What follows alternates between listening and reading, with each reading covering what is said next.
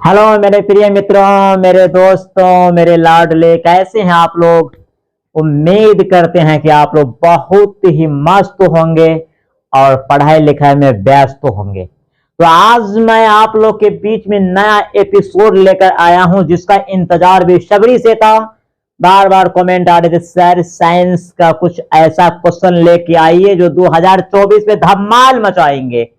तो मैं अपने लाडले को कमेंट को एक्सेप्ट किए और मैं 3 सेट में लाए हैं ऐसा viral objective PCB, physics chemistry biology के एक से एक बढ़कर ऑब्जेक्टिव आपके बीच में आएगा। ये तो वायरल ऑब्जेक्टिव है जो आपको एग्जाम में बेहतरीन अंक दिलवाएंगे। लेकिन मेरे प्रिय साथियों, ध्यान देंगे, टॉपर होने वाले बच्चे वायरल क्वेश्चन के साथ साथ सिलेबस को भी कमांड करते हैं। तो आप बेहतर से बेहतर सिलेबस पर भी फोकस करेंगे। लेकिन ये जो वायरल क्वेश्चन है ये उस बच्चों के लिए ज्यादा महत्व रखते हैं जो साल में कभी पढ़ते नहीं है। लेकिन ऐसा नहीं कि ये क्वेश्चन आपको फालतू है, नहीं। वायरल क्वेश्चन में हम सेट किए हैं और वह क्वेश्चन ऐसा हो सकता है कि आप जानते हैं मुन्ना सर का जो असाइनमेंट होता है, जो क्वेश्चन सेटिंग होता है, वह समझो रामबाण मैराथन क्लास के अंतर्गत आते हैं। तो मैं बात को बहुत लंबा नहीं करेंगे और आपके बीच में हम अपने शो को स्टार्ट करना चाहते हैं। आज का एपिसोड फिजिक्स केमिस्ट्री बायोलॉजी के अंतर्गत 40 वायरल ऑब्जेक्टिव आपके बीच में लाए हैं जो 2024 के लिए अपना एकदम बेसब्री से टिकट कटाने के लिए वह इंतजार में क्रमबद्ध तरीका से लगे हैं कि भाई मेरा यार नंबर आ जा, मुझे कुछ दो, इस बार मेरे को ही डाल दो। तो वही क्वेश्चन को मैं आपके सामने लाया हूं। तो चलते हैं आपके एपिसोड का स्वागत करते हुए क्वेश्चन को आगाज करने के लिए, क्योंकि आपके बैनर तले पे लिखा गया है कि 10th साइंस आपका जो ये बैनर तले लिखाया गया है, ये बैनर तले लिखाया गया है science 10th science top 40 viral VVI objective, 40 viral VVI objective physics chemistry biology के अंतर्गत ये क्वेश्चन आते हैं। आपके एग्जाम में 40 ऑब्जेक्टिव पूछा जाएगा यहां से और 40 नंबर का सब्जेक्टिव पूछा जाएगा। तो 3 सब्जेक्ट होते हैं, फिजिक्स केमिस्ट्री बायोलॉजी। तो समझ सकते हो 13 तिया 39, एक सब्जेक्ट से 13 और एक से 14 पूछेंगे। तो हम चलते हैं आपके क्वेश्चन के सामने। वह क्वेश्चन कौन सा है? वह क्वेश्चन है कि प्रकाश की किरणें गमन करती हैं। प्रकाश की किरणें गमन करती हैं, मान लेते ये सूरज है और यहां से प्रकाश जो निकलेंगे ये हमेशा सीधे कहां निकलेंगे? एकदम सीधा डायरेक्शन में जाएगा। तो प्रकाश की किरणें गमन करती हैं सीधी रेखा में। किस रेखा में? सीधी रेखा में। प्रकाश तिरछा तिरछी होकर नहीं जाते हैं, प्रकाश जो है वो हमेशा सीधी रेखा में जाती हैं। तो इसका जो क्वेश्चन का आंसर होगा, प्रकाश की किरणें गमन करती हैं सीधी रेखा में। मेरे बच्चों, मेरे लाडलों, इसका आंसर क्या हो जाएगा? सीधी रेखा में। अर्थात प्रकाश की किरणें गमन करती हैं सीधी रेखा में गमन करती हैं। दूसरा क्वेश्चन है, प्रकाश के परावर्तन के कितने नियम हैं? प्रकाश के परावर्तन हम लोग पढ़े थे। जब किसी प्रकाश स्रोत से आती हुई प्रकाश की किरणें जब किसी प्रकाश स्रोत से आती हुई प्रकाश की किरणें जब किसी परावर्तक सतह से टकराकर लौट जाती हैं तो इस घटना को प्रकाश का परावर्तन कहते हैं। लेकिन मेरा क्वेश्चन यहां पर है, प्रकाश के परावर्तन के कितने नियम हैं? तो हम लोग पढ़े थे परावर्तन कोण बराबर अपवर्तन कोण होता है। क्या पढ़े थे? आपतन कोण बराबर परावर्तन कोण और आपतित किरण परावर्तित किरण एवं आपतन बिंदु पर खींचा गया अभिलंब, तीनों एक ही तल में होते हैं। तो मुझे इतना विस्तार में जाने की जरूरत नहीं है। प्रकाश के परावर्तन के कितने नियम होते हैं? तो प्रकाश के परावर्तन के 2 नियम होते हैं। प्रकाश के परावर्तन के कितने नियम होते हैं? 2 नियम होते हैं। दाढ़ी बनाने में किस प्रकार के दर्पण का उपयोग किया जाता है? अर्थात हजामती दर्पण के रूप में किस दर्पण का प्रयोग किया जाता है, या सैलून में किस प्रकार के दर्पण का प्रयोग किया जाता है? तो मेरे दोस्तों, मेरे प्यारे लाडलों, दाढ़ी बनाने के लिए या हजामती दर्पण के लिए या सैलून में किस प्रकार का दर्पण का प्रयोग किया जाता है, तो वह अवतल दर्पण का प्रयोग किया जाता है। लेकिन आजकल समतल दर्पण का भी प्रयोग होता है, लेकिन आपका ये क्वेश्चन का जो आंसर हमेशा रहेगा वह अवतल दर्पण ही होगा। तो हजामती दर्पण के रूप में किस दर्पण का प्रयोग किया जाता है, तो अवतल दर्पण का प्रयोग किया जाता है। फिर मेरा नया क्वेश्चन है, गोलीय दर्पण की वक्रता त्रिज्या 40 सेंटीमीटर हो तो उसकी फोकस दूरी क्या होगा। मेरे प्रिय मित्रों, F बराबर R/2 होता है, तो R का मान यहां पर 40 दिया है, तो इसमें हम भाग दे देंगे, कितना आ जाएगा 20, क्योंकि फोकस दूरी जो होता है वो वक्रता त्रिज्या की आधी होती है। तुम्हारा क्वेश्चन है कि गोलीय दर्पण की त्रिज्या 40 सेंटीमीटर हो तो फोकस दूरी क्या होगा, तो फोकस दूरी भाई उसका आधा 20 सेंटीमीटर होगा। लगा दो सी में, लगा दो सी, अर्थात 20 सेंटीमीटर होगा। हीरा का अपवर्तनांक होता है, जैसे हम लोग पढ़े हैं पानी का अपवर्तनांक 1.33 होता है, हीरा का अपवर्तनांक 2.42 होता है, सबसे अधिक शायद इसी का होता है। तो हमारा क्वेश्चन यहां पर यह है कि हीरा का अपवर्तनांक कितना होता है, 2.42, 2.42 ये हीरा का अपवर्तनांक होता है। एक स्वस्थ आंख के लिए स्पष्ट दृष्टि का न्यूनतम दूरी होती है। एक स्वस्थ आंख के लिए, एक स्वस्थ आंख के लिए स्पष्ट दृष्टि का न्यूनतम दूरी होती है। जब आपको अस्पष्ट जो पूछेगा, अस्पष्ट यानी न्यूनतम दूरी, न्यूनतम पूछेगा तो 25 सेंटीमीटर और अनंत पूछे यानी न्यूनतम पूछेगा तो 25 सेंटीमीटर और अधिकतम पूछेगा तो अनंत। तो मेरा क्वेश्चन यहां पर है कि एक स्वस्थ आंख के लिए स्पष्ट दृष्टि का न्यूनतम दूरी क्या होता है, वह 25 सेंटीमीटर होता है। यही जो पूछ देता एक स्वस्थ व्यक्ति का जो होता है अंतिम बिंदु क्या होता है, वो अंतिम तो अनंत कह सकते हैं। लेकिन क्वेश्चन तो यहां पर यह है कि स्पष्ट दृष्टि का न्यूनतम दूरी, न्यूनतम, जब ये न्यूनतम पूछेगा तो 25 सेंटीमीटर। स्पेक्ट्रम प्राप्त करने के लिए किसका उपयोग होता है। स्पेक्ट्रम, जिसको हिंदी में वर्णपट कहा जाता है। स्पेक्ट्रम जी हम लोग पढ़े हैं, जब किसी प्रिज्म से प्रकाश की किरणों को गुजारा जाता है तो विभिन्न रंगों में क्या हो जाता है, वो फैल जाते हैं। इस घटना को वर्ण विक्षेपण कहते हैं। और उस क्रम में जो क्या कहता है, कलर का जो पट्टी बनता है उसी को स्पेक्ट्रम या वर्णपट कहते हैं। तो क्वेश्चन तुम्हारा यहां पर यह है कि स्पेक्ट्रम प्राप्त करने के लिए किसका प्रयोग किया जाता है। तो स्पेक्ट्रम प्राप्त करने के लिए मेरे दोस्तों, मेरे लाडलों, किसका प्रयोग किया जाता है, प्रिज्म का प्रयोग किया जाता है। किसको, प्रिज्म को। प्रिज्म में कितने सतह होते हैं, प्रिज्म में 5 सतह होते हैं। प्रकाश के किस रंग के लिए तरंगदैर्घ्य अधिकतम होता है। और जब वर्ण विक्षेपण का घटना होता है तो किस रंग का तरंगदैर्घ्य अधिकतम होता है, किस रंग का विचलन अधिक होता है। तो मेरे दोस्तों यहां पर इस बात को आपको ध्यान रखना पड़ेगा कि हमेशा 2 ही कलर में कंपटीशन चलता है, एक बैगनी और एक लाल। यदि तरंगदैर्घ्य अधिकतम लाल का होगा तो कम बैगनी का, यदि विचलन अधिक आपको बैगनी का होगा तो कम लाल का। विचलन का मतलब झुकाव होता है, तरंगदैर्घ्य का मतलब जो ऊपर में होता है। तो किस रंग का तरंगदैर्घ्य अधिकतम होता है, किस रंग का तरंगदैर्घ्य अधिकतम होता है मेरे दोस्तों, तो लाल रंग का तरंगदैर्घ्य अधिकतम होता है। किस रंग का तरंगदैर्घ्य अधिकतम होता है, लाल रंग का तरंगदैर्घ्य अधिकतम होता है।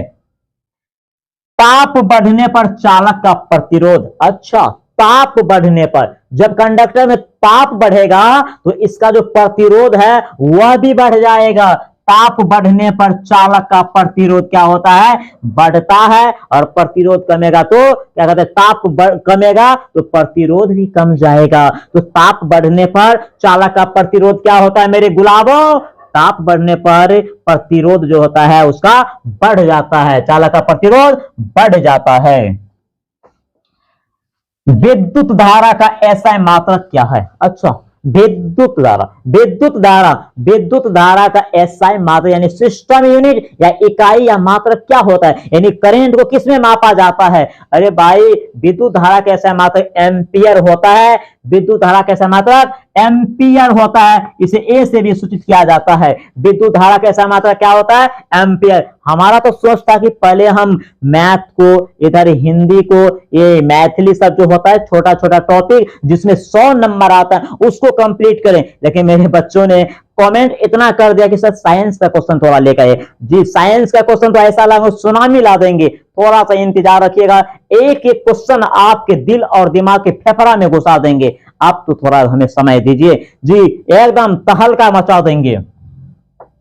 कहते हैं कि विभवांतर मापने वाले यंत्र को कहते हैं, एक क्या कहता है विभवांतर मापने वाले यंत्र को क्या कहते हैं, विद्युत धारा मापने वाले यंत्र को क्या कहते हैं। यंत्र का मतलब मशीन होता है, यंत्र का मतलब क्या होता है मशीन होता है। तो यहां पर क्वेश्चन है विभवांतर मापने वाले मशीन को क्या कहते हैं। अरे भाई विभवांतर मापने वाले यंत्र का नाम जो है वह वोल्ट मीटर होता है। क्या होता है वोल्ट मीटर, वोल्ट मीटर। यही पे पूछ देगा कि धारा मापने वाले मशीन का क्या नाम है, तो एमीटर या आमीटर। तो तुम्हारा क्वेश्चन ये है कि विभवांतर मापने वाले यंत्र को क्या कहते हैं, तो यार वोल्ट मीटर कहते हैं। क्या कहते हैं वोल्ट मीटर कहते हैं।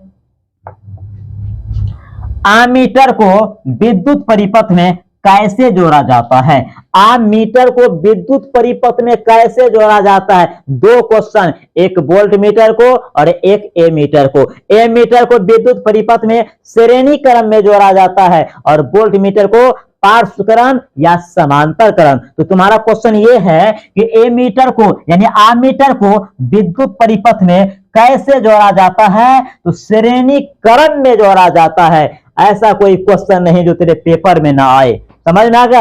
एक से एक बढ़ के क्वेश्चन है, तहलका मचा देगा। साइंस क्या है जी, कुछ नहीं। True and systematic knowledge is the science, सत्य का खोज करना ही साइंस कहलाता है जी। सुनामी ला देंगे, थोड़ा सा धैर्य रहिए। नेक्स्ट क्वेश्चन देखेंगे, विद्युत बल्ब का फिलामेंट होता है। अच्छा, विद्युत बल्ब का जो फिलामेंट बना होता है वह किसका होता है। अरे भाई टंगस्टन का होता है। किसका, विद्युत का जो फिलामेंट बना होता है वह टंगस्टन का होता है, जिसका गलनांक बहुत होता है, लगभग 35 डिग्री सी से प्लस होता है। तो विद्युत बल्ब का जो फिलामेंट बना होता है वह किसका होता है मेरे दोस्तों, वह टंगस्टन का होता है। किसका होता है, टंगस्टन। ये क्वेश्चन ऐसा है कि आग लगा देगा एग्जाम में। कहते हैं विद्युत धारा उत्पन्न करने की युक्ति को कहते हैं, विद्युत धारा उत्पन्न करने की मशीन को कहते हैं, विद्युत धारा उत्पन्न करने की युक्ति को क्या कहते हैं या यंत्र को क्या कहते हैं। अरे मेरे दोस्तों, इसको जनरेटर कहते हैं या डायनेमो। इंग्लिश में डायनेमो कहते हैं, हिंदी में जनरेटर कहते हैं, जिसको हम लोग जनरेटर भी कहते हैं। तो विद्युत धारा उत्पन्न करने वाले मशीन को क्या कहते हैं या यंत्र को क्या कहते हैं या युक्ति को क्या कहते हैं, तो जनरेटर या डायनेमो कहते हैं जी। आज का क्वेश्चन बहुत ही लाजवाब क्वेश्चन हो रहे हैं। आज का क्लास भी बहुत बेहतरीन हो रहे हैं जी। चलते हैं नेक्स्ट क्वेश्चन। चिप्स के पैकेट में कौन सी गैस डाली जाती है या भरी रहती है। चिप्स, हम लोग जो चिप्स खाते हैं जी, लेस होता है, ये कौन कौन का सब ना आता है। अरे चिप्स जो भूजा और आता है, बिकाजी का भूजा सब, उसमें कौन सा गैस भरी रहती है। लगता रहता है कि चिमकी बहुत भरा हुआ है, यानी थैला यानी पॉलीथीन। तो चिप्स की थैली में कौन सी गैस भरी रहती है मेरे दोस्तों, तो चिप्स की थैली में नाइट्रोजन गैस होता है। इसी के कारण वो तरोताजा होता है। चिप्स की थैली में कौन सी गैस भरी होती है, नाइट्रोजन गैस। कौन सी गैस, नाइट्रोजन। जो क्या कहते हैं फ्रीजर, जो हम लोग जानते हैं, फ्रीजर में इस सब गैस का प्रयोग किया जाता है, क्योंकि क्या कहते हैं पदार्थ को, खाने वाले पदार्थ को गंधहीन होने से बचाते हैं, सड़ने गचने से यानी खराब होने से बचाते हैं। तो चिप्स में कौन सी गैस भरी होती है, नाइट्रोजन। कौन सी गैस, नाइट्रोजन। कौन सी गैस, नाइट्रोजन गैस। लिटमस रंजक बैगनी रंग का होता है जो निकाला जाता है। अच्छा, लिटमस पत्र जो होता है, लिटमस रंजक, इसका प्राकृतिक रंग कैसा होता है, बैगनी। ये तो हम जानते हैं कि बैगनी रंग होता है, लेकिन ये कहां से प्राप्त होता है, किस पौधे से प्राप्त होता है। ये लाइकेन नामक एक क्या होता है, पौधा से प्राप्त होता है। लाइकेन नाम के एक पौधा होता है, वहां से प्राप्त होता है। तो लिटमस पत्र का प्राकृतिक रंग बैंगनी, और यह कहां से प्राप्त होता है? लाइकेन नामक पौधा से। किस पौधा से? लाइकेन नामक पौधा से। निम्नांकित में से कौन परवल अम्लीय है? ध्यान देंगे, इसमें से कौन परवलीय अम्ल है? यानी परवल का मतलब मजबूत अम्ल है। यहां पर पीएच दिया है आपको 0 दिया है, 14 दिया है, 7 हमने पढ़े थे। जिस विलयन का पीएच मान 7 से नीचा होगा, जितना नीचा होगा, जितना कम होगा, वह अम्ल उतना ही दमदार होगा, क्योंकि अम्ल का पीएच मान 7 से कम होता है और 7 वाले उदासीन होते हैं, 7 से अधिक वाले को क्षार कहते हैं। तो यहां पर कहता है कि निम्न में से कौन परवल अम्लीय है? यानी ऐसा अम्ल जो जल में घुलकर पूर्ण रूपेण हाइड्रोजन आयन प्रदान करते हैं, उसे परवल अम्ल कहते हैं। तो यहां पर कौन सा जो है, ये इसमें से कौन ऐसा अम्ल है जो परवल अम्ल को दर्शाते हैं? तो पीएच बराबर जो 3 है, नहीं 3 ने 0 भी दिया है, यानी 0। क्यों? कि पीएच मान 7 से कम जितना होगा, वह अम्ल उतना ही क्या होगा? एकदम परवल, एकदम मजबूत होगा। परवल का मतलब जो क्या कहता है, हाइड्रोजन आयन आसानी से प्राप्त कर देता है। तो पीएच बराबर 0, पीएच बराबर 0 यानी अम्ल का पीएच मान 7 से कम। तो जितना कम होगा वह उतना ही परवल होगा। इमली में कौन सा अम्ल विद्यमान रहता है? हम लोग इमली खाते हैं, इमली तो खट्टा लगता है, यानी इमली में कौन सा अम्ल होता है? हम लोग पढ़े थे टमाटर में, सेब में, क्या कहता है, संतरा में, दूध में। तो यहां पर क्वेश्चन है कि इमली में कौन सा अम्ल होता है? तो इमली में टार्टिक अम्ल होता है। इमली में कौन सा अम्ल होता है मेरे दोस्तों? टार्टिक अम्ल। इमली में कौन सा अम्ल होता है? टार्टिक अम्ल होता है। और आपसे पूछ दे कि सेब में कौन सा अम्ल होता है? सेब में मेरे दोस्तों मैलिक अम्ल होता है। लेकिन क्वेश्चन तेरा है कि इमली में कौन सा अम्ल है? तो टार्टिक अम्ल है। किसी उदासीन विलयन का पीएच मान है, हमने अभी बात की है कि उदासीन विलयन का पीएच मान 7 होता है, न खट्टा लगेगा न आपको कड़वा लगेगा। ऐसा विलयन जिसका स्वाद पता ही नहीं चलेगा, उसे ही उदासीन कहा जाता है। हम लोग खाना खाने वक्त देखते हैं ना, सब्जी में नमक कम है तो फीलिंग हो जाता है, लेकिन उदासीन का मतलब होता है न मीठा पता होना चाहिए न खट्टा, यानी स्वाद रूपहीन, यानी स्वाद ही पता नहीं चलेगा। उदासीन का मतलब है किसी प्रकार का स्वाद ही नहीं। तो उदासीन विलयन का पीएच मान कितना होता है? उदासीन विलयन का पीएच मान मेरे दोस्तों 7 होता है।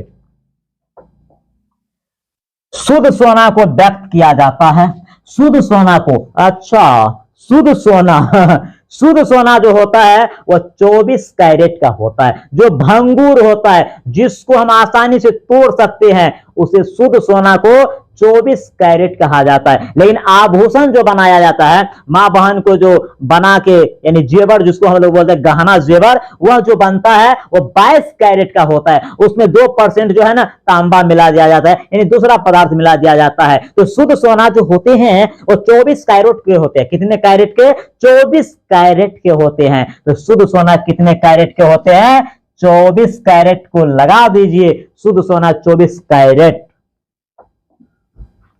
हीलियम गैस को कौन सा तत्व है? हीलियम गैस कौन सा तत्व है? अरे भाई हीलियम, हीलियम, नियन, आर्गन, क्रिप्टन, जेनन, रेडन, 2, 10, 18, 36, 54, 86 ये परमाणु संख्या है। तो हीलियम, नियन, आर्गन, क्रिप्टन, जेनन, रेडन ये जो है आपको निष्क्रिय गैस है। कौन सा? उसको अक्रिय भी कहा जाता है, जिसकी परमाणु संख्या 2 है। जिसकी परमाणु संख्या कितना है? 2 है। तो हीलियम कौन सा गैस है या कौन सा तत्व है?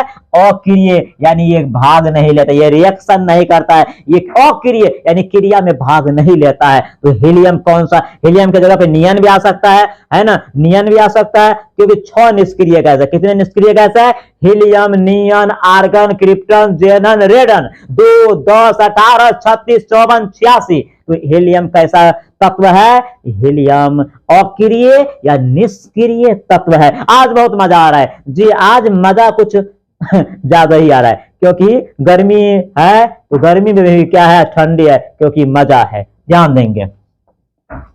ओजोन के एक अणु में ऑक्सीजन के परमाणु संख्या क्या है? ओजोन ओजोन का फॉर्मूला O3 होता है। ओजोन के अणु में ऑक्सीजन के परमाणु संख्या क्या है? अरे मेरे दोस्तों, ऑक्सीजन का परमाणु संख्या कितना हो गया? 3। ओजोन के अणु में ऑक्सीजन के परमाणु संख्या कितनी होती है? 3 होता है। यहीं पे पूछ देगा ऑक्सीजन में 2 होगा, क्योंकि ओजोन का जो फॉर्मूला होता है वो 3 होता है। तो देखिए ऑप्शन में कहीं 3 है, सर्च कीजिए 3 यहां पर है, बिना नेट का भी सर्च हो जाएगा। ओजोन के अणु में ऑक्सीजन की परमाणु संख्या क्या है? 3 है। क्या है? 3 है जी। आपको तैयारी में एकदम झोंक देना है, जो समय बचा है उसको लगा दीजिए। एकदम समुंदर को भी सुखा सकते हैं, बिल्कुल सुखा सकते हैं, रेगिस्तान में भी पुल बना सकते हैं, जंगल में भी महामंगल रचा सकते हैं, क्योंकि कर्मवीर जो होते हैं उसके शरीर में आलस नहीं होते हैं। अगर कुछ करने की हो जज्बात तो दुनिया उसे झुका नहीं सकती है, क्योंकि आज यदि सोया तो जिंदगी भर तूने रोया। इसलिए सोने की जरूरत है, लेकिन थोड़ा कम, क्योंकि आप सुने होंगे कि कम खाने से कम सोने से इंसान का मौत नहीं होता है। इंसान का मौत नहीं होता है। समझदार खूब हो, अच्छे से समझते हो, खुद समझ जाओगे। चलते हैं नया एपिसोड के नया क्वेश्चन में। आवर्त सारणी में कितने आवर्त हैं? जी लाजवाब क्वेश्चन, लाजवाब क्वेश्चन। एक एक क्वेश्चन करोड़ों का है, करोड़ों का, खरीद नहीं सकते हो। कहता है कि आवर्त सारणी में कितने आवर्त हैं? हमने पढ़े थे आधुनिक आवर्त सारणी में 7 आवर्त हैं और 18 वर्ग है। मेंडलीव साहब ने आवर्त सारणी का जो निर्माण किया था वह परमाणु द्रव्यमान के सिद्धांत पर, और आधुनिक आवर्त सारणी जो है वह परमाणु क्रमांक या संख्या पर। मेरा क्वेश्चन यह है कि आवर्त सारणी में कितने आवर्त है, या क्षैतिज कतार इसी को कहा जाता है। तो आधुनिक आवर्त सारणी में या सीधे आवर्त सारणी में कितने आवर्त है? तो देखो कहीं 7 है, सर्च करो 7 है 7, 7 मारो। कौन सा अधातु कमरे के ताप पर द्रव होता है? जी एक्सेप्शन, अपवाद तो हर जगह होता है। अपवाद जानते हो किसको कहा जाता है? अपवाद जी दुनिया की, हमें दुनिया छोड़ दीजिए, हमारी भारत की संस्कृति क्या है? हमारी भारत की संस्कृति यह है कि जब एक लड़का और एक लड़की का शादी होता है या होती है तो लड़के वाले बारात बन के लड़की के यहां जाती है, लेकिन यदि लड़की वाले बारात बन के लड़का के यहां यदि आ जाती है तो इसी को अपवाद कहते हैं। अर्थात अब समझ आओ, जो होना नहीं था वह काम हो जाना अपवाद कहलाता है। तो धातु और अधातु अपने आप को परिभाषा क्या देता है? कि जिससे करंट पास हो, जिससे करंट पास हो, यानी विद्युत का सुचालक हो, जिसमें थोड़ा आवाज हो, उसे, जिसमें जो ठोस की गुण अपने आप में रखते हैं, यानी ठोस होना चाहिए, करंट पास होना चाहिए, उसको पीटने पर आवाज आना चाहिए, वह धातु है जी। लेकिन यहां पर क्या कहता है कि कौन सा अधातु कमरे के ताप पर द्रव होता है? वो ठोस होता है। लेकिन यहां पर धातु जो है, यहां पर अधातु जो है, कौन सा अधातु कमरे के ताप पर द्रव होता है? तो अधातु कहेगा तो ब्रोमीन, धातु बोलेगा तो पारा या मरकरी। अब ये पारा गांव घर वाले पारा नहीं, एक क्या कहता है धातु में आता है जिसको मरकरी हम लोग कहते हैं, थर्मामीटर में देखे होंगे। तो कौन सा अधातु कमरे के ताप पर क्या होता है? द्रव। तो हम लोग लगा देंगे ब्रोमीन में। सबसे कठोर तत्व कौन है? दुनिया के सबसे कठोर, जिसको हम तोड़ नहीं सकते हैं, काट नहीं सकते हैं, एकदम मशक्कत के साथ, मेहनत के साथ कर सकता है। तो हीरा को हम लोग जानते हैं, हीरा को जानते हैं, हीरा के बारे में हम लोग पढ़े हैं, क्योंकि हम भी नहीं देखे हैं ना तुम भी देखियो। तो हीरा जो है सबसे कठोर पदार्थ होता है। क्या होता है? हीरा। सबसे कठोर तत्व कौन सा होता है? हीरा। सबसे कठोर हीरा होता है। क्या होगा? हीरा। आधुनिक आवर्त सारणी में तत्वों में वर्गीकरण का आधार है। आधुनिक आवर्त सारणी जो दिया गया है वह परमाणु संख्या के आधार पर या परमाणु क्रमांक, संख्या को ही क्रमांक कहते हैं। तो क्वेश्चन है कि आधुनिक आवर्त सारणी में तत्वों में वर्गीकरण का आधार है परमाणु संख्या, और यहीं पर क्वेश्चन आ जाएगा मेंडलीव के अनुसार। किसके अनुसार? मेंडलीव के। तो परमाणु द्रव्यमान हो जाएगा। क्या हो जाएगा? परमाणु द्रव्यमान। ये आधुनिक आवर्त सारणी जो होते हैं वो परमाणु संख्या पर आधारित है, परमाणु संख्या या क्रमांक। निम्नलिखित में से कौन उभयलिंगी जंतु है? उभयलिंगी का मतलब होता है जो जल में भी होता है और थल में भी, यानी जल में भी और जमीन पर भी। तो इसमें देखिए बकरी, शेर, मछली, केचुआ। केचुआ आप लोग देखे होंगे, जानते होंगे। केचुआ एक ऐसा प्राणी है जो जल में भी रह सकता है और जमीन पे भी रह सकता है, जो दोनों जगह रह सकता है, उसको उभयलिंगी कहते हैं। तो केचुआ क्या हो जाएगा? केचुआ। निम्नलिखित में कौन उभयलिंगी जंतु है? केचुआ। क्या हो जाएगा? केचुआ हो जाएगा। बहुत एक एक क्वेश्चन आपके लिए, अरे इतना पढ़ ले 40 ऑब्जेक्टिव में, मैं गारंटी के साथ कहता हूं यदि मैं 5 सेट में लेकर आ गया हूं ना क्वेश्चन, तो बिहार बोर्ड का बापू नहीं क्वेश्चन को रोक सकता है, इतना चैलेंज कर देते हैं। चलिए नेक्स्ट क्वेश्चन। प्रकृति में ऑक्सीजन का संतुलन कैसे बना रहता है? वाह क्या क्वेश्चन है। फोटो खींचो, कैमरामैन फोकस करो, इस क्वेश्चन को खींचो। कहता है क्या? प्रकृति में ऑक्सीजन का संतुलन कैसे बना रहता है? प्रकृति में ऑक्सीजन का संतुलन कैसे बना रहता है? अरे प्रकाश संश्लेषण के क्रम में हम लोग पढ़े हैं कि प्रकाश संश्लेषण पेड़ पौधा करते हैं। क्यों? पेड़ पौधा जिस प्रक्रिया के माध्यम से अपना भोजन बनाते हैं उस प्रक्रिया को क्या कहते हैं? प्रकाश संश्लेषण कहते हैं। तो प्रकाश संश्लेषण के क्रम में क्या होता है? ऑक्सीजन देता है और कार्बन डाइऑक्साइड लेता है। तो किसके कारण ऑक्सीजन का संतुलन बना रहता है? प्रकाश संश्लेषण के कारण। किसके कारण? प्रकाश संश्लेषण के कारण। जी जनाब, बढ़े आगे चलते हैं। कुटपाद किसमें पाया जाता है? कुटपाद किसमें पाया जाता है? अमीबा। जिसके शरीर का कोई आकृति फिक्स ना हो उसे अमीबा कहते हैं। जी इसका मुंह का किधरों से बना दीजिए अमीबा हो, केहनो डिजाइन बना दीजिए वो अमीबे हो गया, केहनो बना दीजिए अमीबा हो। अमीबा का कोई फिक्स आकृति नहीं होता है, न खाने का मुंह होता है न उत्सर्जन करने का, यानी कहने का मतलब है इसका आकृति फिक्स नहीं है। तो कुत्पाद के माध्यम से अपना भोजन करते हैं। तो कुत्पाद किसमें पाया जाता है? अमीबा में। कुत्पाद किसमें पाया जाता है? अमीबा में पाया जाता है। चले आगे चलते हैं।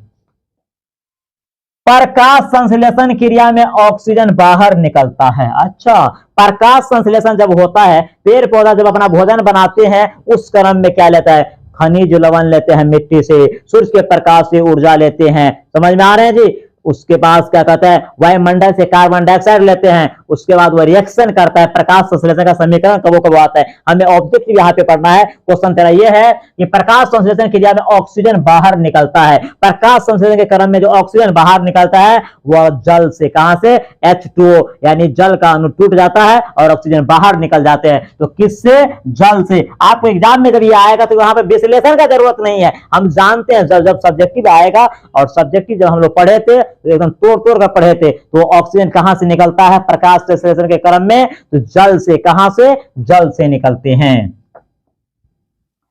क्लोरोफिल वर्णक का रंग होता है। वर्ण माने रंग होता है, ठीक है। क्लोरोफिल रंग जो होता है, क्लोरोफिल वर्णक जो होता है, उसका रंग कैसा होता है? क्लोरोफिल के कारण पेड़ पौधे का पत्ती हरा होता है। समझ सकते हो? क्लोरोफिल के कारण पेड़ पौधे का पत्ती क्या होता है? हरा होता है। तो क्लोरोफिल का रंग कैसा होता है? तो हरा होता है। और जीवन में हरा भरा रहना सबको जरूरी है, सबको जरूरी है। तो क्लोरोफिल का रंग कैसा? इंग्लिश में क्लोरोफिल कहते हैं, हिंदी में इसी को हरित लवक भी कहते हैं। उसका रंग कैसा होता है? हरा होता है। रेजिन किस पौधे का उत्सर्जी पदार्थ है? रेजिन किस पौधे का उत्सर्जी पदार्थ है? चीर नाम का एक पौधा होता है जिसका ये उत्सर्जी पदार्थ। ये उत्सर्जी पदार्थ क्या होता है? जैसे हम लोग खाना पीना खाने के बाद पाचन की जगह उत्सर्जन करते हैं, यानी उत्सर्जन क्या होता है? शरीर में, यानी देखिए क्या कहता है? पाचन क्रिया के बाद जो अपशिष्ट पदार्थ हमारे शरीर में बनते हैं वह मलमूत्र के माध्यम से बाहर निकल जाते हैं। तो उत्सर्जन उसे कहते हैं। अपशिष्ट पदार्थ को शरीर से बाहर निकालने की प्रक्रिया को क्या कहते हैं? उत्सर्जन कहते हैं। उसी प्रकार पेड़ पौधा में देखेंगे लस्सा सब निकलता है, गंध जैसे, उसी को उत्सर्जी कहते हैं। यहाँ पर है कि रेजिन किस पौधे का उत्सर्जी पदार्थ है? चीर। रेजिन किस पौधे का उत्सर्जी पदार्थ है? चीर। आपको ये क्वेश्चन एकदम समझो क्वेश्चन बैंक तरह है। क्वेश्चन कोई ऐसा क्वेश्चन नहीं है जो आज तक बिहार में पूछा रहो, सब पूछा गया, कभी न कभी पूछा है। और 24 के लिए भी एकदम फरफरा रहा है आने के लिए। चलते हैं नेक्स्ट क्वेश्चन। ग्लूकोज कितने कार्बन से बने होते हैं? Glucose C6H12O6। देखो यहां पर कितने कार्बन से? 6। कितने हाइड्रोजन से? 12। कितने ऑक्सीजन? 6। तो तुमको पूछ रहा है कार्बन तो ग्लूकोज कितने कार्बन से बने अणु है, यानी बना अणु है या बने अणु है, यानी ग्लूकोज में कितने कार्बन होते हैं। देखो मेरे दोस्तों, कितने कार्बन होते हैं, 6 कार्बन होते हैं। कितने, 6। तो ग्लूकोज कितने कार्बन से बना अणु है, 6 कार्बन से। पूछ देगा कितने हाइड्रोजन से, तो क्या हो जाएगा, देखो 12। पूछ देगा ऑक्सीजन, देखो 6। समझ में आ रहा है जी, समझ में आता है। एक बार शेयर कर दीजिए एकदम, आज 1000 लाइव आना चाहिए, 1000 शेयर होना चाहिए। शेयर कर दे तो लाइक होना चाहिए, अभी तक आप लोग का लाइक नहीं आ रहा है, लाइक होना चाहिए।